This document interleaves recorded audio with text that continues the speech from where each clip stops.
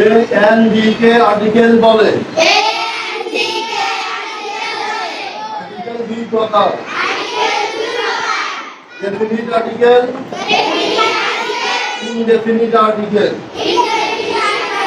A N D K article বলে। Article সাধারণত নাউনের আগে বসে। আর্টিকেল দুই প্রকার, definite article, indefinite article. Definite article হচ্ছে দা, আর ইনডেফিনিট আর্টিকেল হচ্ছে এ এন। নির্দিষ্ট করে বুঝালে কি বসবে? নির্দিষ্ট করে বুঝালে, আর অনির্দিষ্ট করে বুঝালে এ এবং এন। এ এবং এন কোনটা বসবে সেটা জানার জন্য আমাদেরকে ভাওয়েল আর কনসোনেন্ট জানতে হবে। ভাওয়েল পাঁচটি। ভাওয়েল শব্দের অর্থ স্বরবর্ণ। ভাওয়েল আমরা স্বরবর্ণ করছি না, অ আ হ্রস্বই দীর্ঘই, এগুলো হচ্ছে বাংলা স্বরবর্ণ। আর ইংলিশেও এরকম স্বরবর্ণ আছে, আলাদা করে নাই। এ ই আই ও ইউ, এগুলো হচ্ছে কি vowel. A E I O U, এটা ভাওয়েল কয়টি?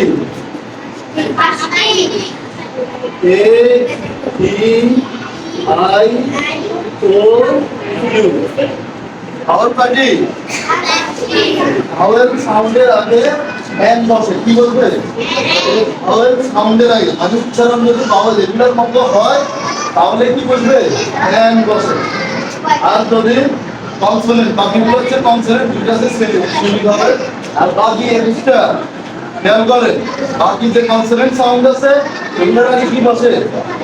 এ বসে। তাহলে আমরা বুঝতে গেলাম ভাওয়েলের আগে কি বসে? ভাওয়েল সাউন্ডের আগে এন বসে, আর কনসোনেন্ট সাউন্ডের আগে এ বসে।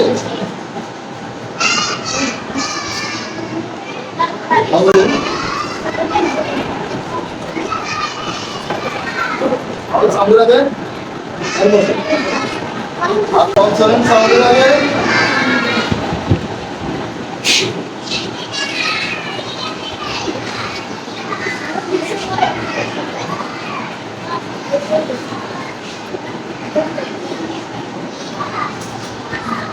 এটা লেখেন।